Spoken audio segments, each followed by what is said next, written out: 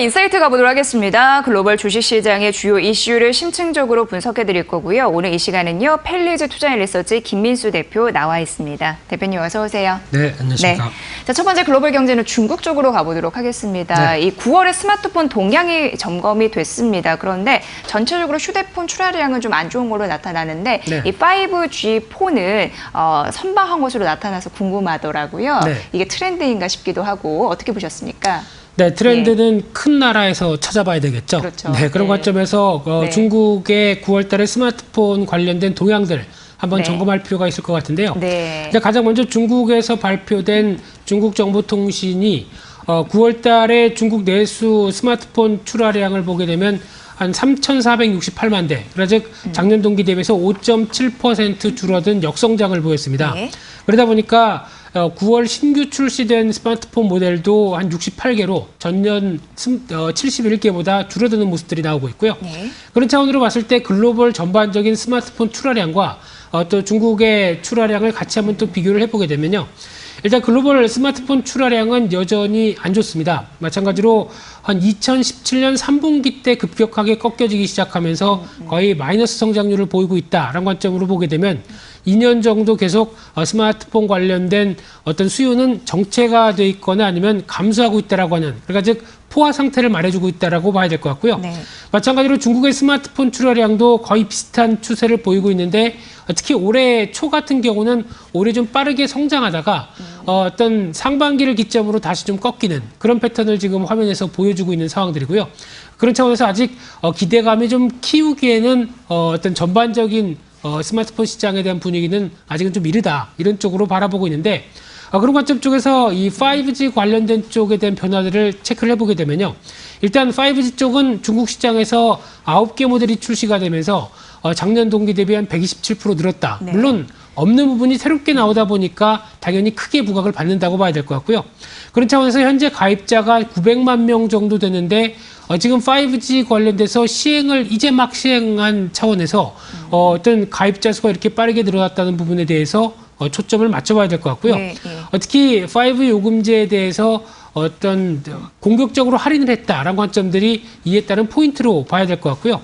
특히 4분기 같은 경우는 중저가형 수요가 많이 늘어나는 경향이 높습니다. 네. 그러다 보니까 이쪽에 대한 수요가 5G 쪽의 공격적인 정책으로 인해서 좀 많이 이전되지 않을까라는 관점 쪽에서 아마 한 800만 대는 4분기에 나올 가능성이 높다라는 쪽으로 분석을 하고 있고요.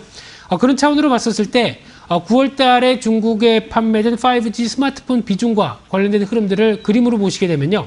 일단 지금까지 흐름을 보게 되면 여전히 4G가 92%, 3%대 가까운 거의 대다수를 차지하고 있는데 지금 이제 빨간색으로 차지하고 있는 부분들이 5G가 이제 본격적으로 늘어나고 있는 흐름들이 나오고 있죠. 네. 이런 측면을 봤을 때 아마 지금 검은색으로 표시된 2G와 3G가 거의 이제 5G 쪽으로 더 빠르게 넘어가지 않을까. 왜냐면 이쪽에 특화된 여러 가지 혜택을 주기 시작한다라고 하게 되면 이에 따른 부분들이 먼저 잠식되면서 변화가 좀 빨리 나오지 않을까로 바라보고 있고요.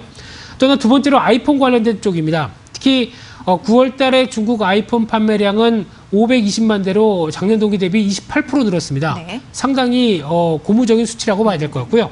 특히 무역전쟁 여파라든가 또 이제 관세 부과 그리고 경기에 따른 영향에도 불구하고 오히려 호조를 보였다는 부분들은 일단 무엇보다 가격 인하 효과가 있다고 봐야 될 것 같고요. 네. 특히 이번에 판매된 아이폰 11 관련된 쪽에서 초기 어떤 가장 하단 모델 같은 경우는 가격 메리트가 크죠.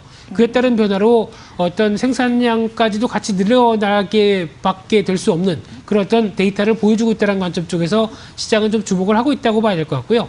그런 측면으로 봤을 때 중국의 월별 아이폰 출하량을 한번 보게 되면은 일단 올해를 저점으로 해서 가파르게 성장을 하고 있습니다. 이에 따른 부분들이 아무래도 꾸준하게 아이폰에 대한 수요가 늘어나고 있다라는 관점 쪽으로 봤을 때 당연히 애플의 주가도 영향을 이런 쪽에서 끼친다고 네. 봐야 되겠죠. 네. 또는 세 번째로 화웨이 관련된 모델을 보게 되면 화웨이 쪽은 전략 모델인 메이트 30를 공개를 했는데 특히 구글 서비스가 지원이 안 되고요. 거기다가 상대적으로 높은 가격이다라는 부담감 때문에 아무래도 판매가 생각보다 그렇게 잘 되지는 않는다라는 데이터가 나오고 있는데 그런 관점으로 봤을 때 유럽 판매가 둔화될 가능성이 높고요. 그렇게 되면은 삼성전자의 유럽 점유율이 늘어나지 않을까로 바라보고 있는 상황들이고요. 그런 차원으로 봤을 때 일단 이 중국의 스마트폰 동향을 봤었을 때 가장 중요한 포인트는 일단 5G 스마트폰이 개화가 되고 있다는 관점 네. 쪽에서 가장 초점을 맞춰야 될 것 같고요.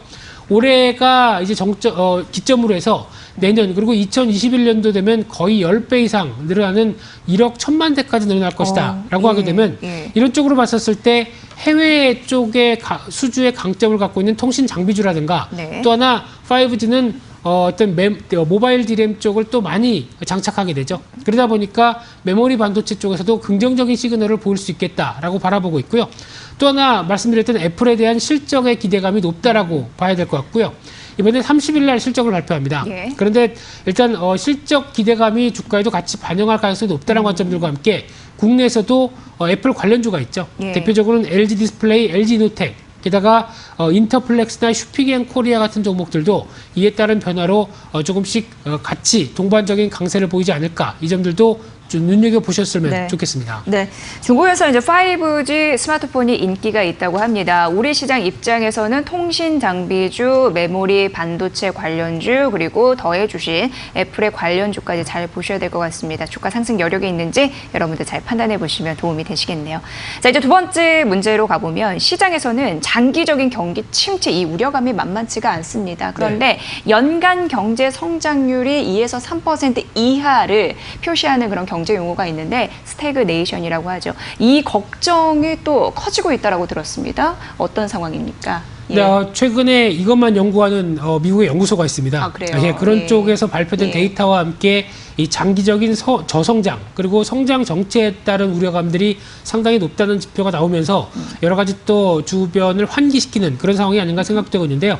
일단 지금 스태그네이션 하게 되면 연간 한 2, 3%대 성장으로 멈추면서 실업률은 높고요. 물가도 이를 못 반영하면서 소폭 상승하거나 아니면 정체 또 하락까지도 나올 수 있는 그런 어떤 분위기를 볼 수 있는 상황들인데, 여기서 만약에 한 단계 더 나가서 스태그플레이션이라고 하는, 네. 그러니까 즉 이 장기 저성장과 어떤 인플레이션이라고 하는 물가 상승까지 같이 이어진다라고 하게 되면 이거는 좀 골치 아프게 되겠죠. 예. 과거에 한 1970년대 초반때 이어졌던 유가 파동, 석유 파동과 관련된 쪽이 이에 따른 흐름이라고 보시면 될 것 같은데, 그런 관점으로 봤었을 때는 아직 어떤 스태그플레이션은 아닌 상황 쪽에서 일단 저성장에 대해서 고민할 수밖에 없다라는 지표들이 많이 나오고 있고요.